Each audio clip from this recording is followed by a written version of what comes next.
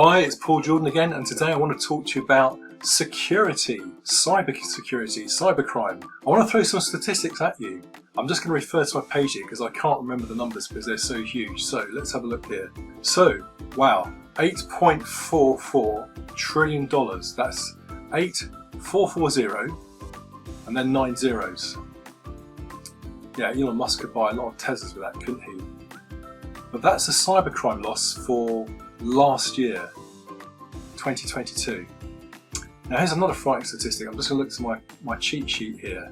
Oh my goodness. So by 2027, according to the website called Statista.com, which is a very reputable and reliable website for statistics, cybercrime is going to rise to $23.84 trillion. That is just... That's a huge number. That's a huge number.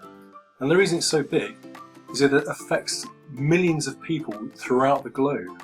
Cybercrime is a massive exponential growth curve. And we don't hear much about it because the companies that get hacked, they like to keep it quiet. But these figures are made up by more and more people falling victim to cybercrime. Now when it comes to the cost, there are multiple elements to the financial cost of a cybercrime. If you get your bank account wiped out or you get money stolen, there's that immediate cost. If you're a company with a website that gets hacked and your website gets taken down, the loss of revenue is one thing, but then the loss of the money that you spend on the expertise to come in and fix out all those problems is another big cost. So you've got the direct cost through bank account stolen, the cost through loss of revenue because the website gets hacked and taken down, and then the cost to fix the problem. So when you add those things together across businesses worldwide, it's quite easy to see where those figures come from. So another reason for a big increase in cybercrime in the most recent years was COVID.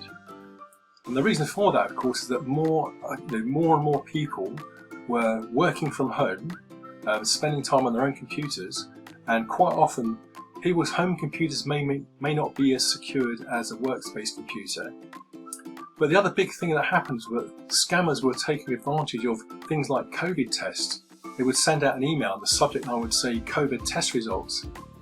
And to the less discriminating people that aren't quite so internet savvy, the anxiety that an email like that could cause is quite worrying. So they're eager to see the test results. They click a link and suddenly they're at some malicious website that's downloading a virus or some other nasty piece of software. They didn't realise it. So the whole opportunity for scamming during COVID just took off through the roof. And this is happening worldwide, don't forget. The word COVID, it already instills fear with people. So when they get an email, it's like a knee-jerk reaction. They don't always relax and study the email, hover their mouse cursor over the link to see where it actually goes. They just think, oh my god, it's my test result, click. They don't even think, they probably think, I've not even had a test. And things like sales of face masks. Face masks, obviously we all needed them during COVID. And if there's an email that was suggesting you could buy them very cheaply, I'm sure a lot of people say, oh great, I can buy 1,000 masks for a very small amount of money. Click the link. Before they know it, they're at some bogus website downloading a virus such as a keylogger or other nasty piece of software onto their computer. So let's kind of identify some of the different types of cybercrime. Now some of these you may have heard of, but let's just quickly run through a few of them. Now the first one I want to talk about is phishing. So phishing is kind of like a social engineering, and it's leading on from what I was saying just now. People would get an email from an apparently legitimate company, maybe their bank. They click a link, they go to an apparently legitimate website because the website is made to look like their bank or whatever the organisation is. Very authentic, very realistic. Although quite often you see like spelling mistakes and things like that. But because it looks like the real thing, people are clicking. And when they're clicking, they're going places they shouldn't go, and they're downloading viruses and software. And this is called phishing. It's a form of social engineering. It's like conning people to think that they're dealing with one party, when in fact the emails are a bogus email sending them to a bogus website. So that's what phishing essentially is.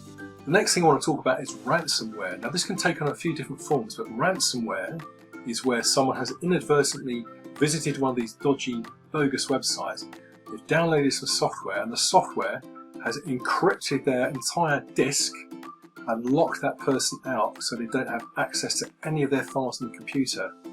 They will get some communication to say that if you pay a fee, we will unlock the computer. Now this has been really serious because I've heard of organisations across the globe, such as firefighting services, health providers, that have been held to ransom in this absolutely unscrupulous way, and they've actually paid up the ransom because they're mission critical systems that they're running, coordinating the delivery of ambulances to particular locations to pick up people that have had bad injuries.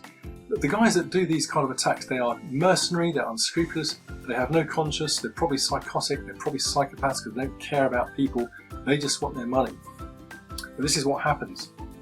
So ransomware is where you get some software that's downloaded onto your computer, it locks out the hard disk through encryption, you need a long password to unlock it, and until you pay up that money, and it's usually by Bitcoin by the way, they won't give you the key to unlock the computer. And who's to say that even if you do pay the money, they're going to unlock it anyway? You just don't know. You really don't know. Now there's another form of cybercrime called sextortion.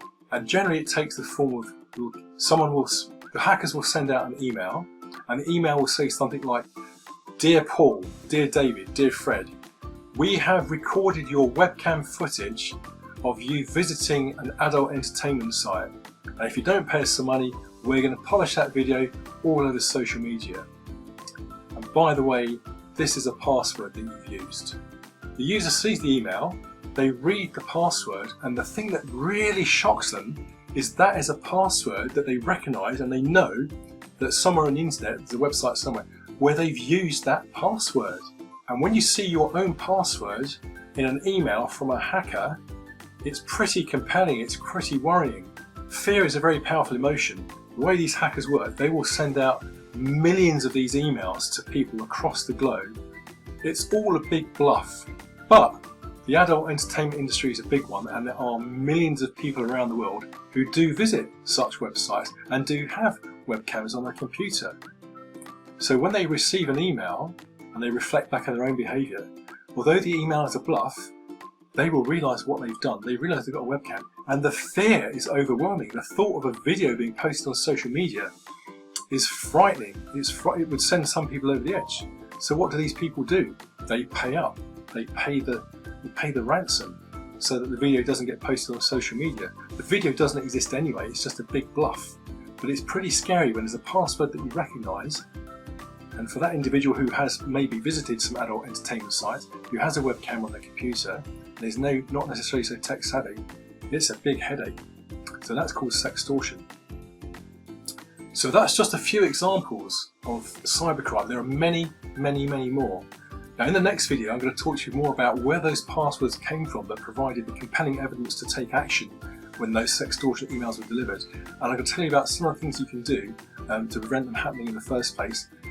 Now I've talked predominantly today about the safety of your computer and your PC and your passwords. The next time I'm going to be talking a bit more about your WordPress website and some of the other tools that you can use to make your whole cyber existence much safer. Thanks for your time everybody, it's Paul Jordan and I look forward to seeing you on the next video. Thank you, goodbye.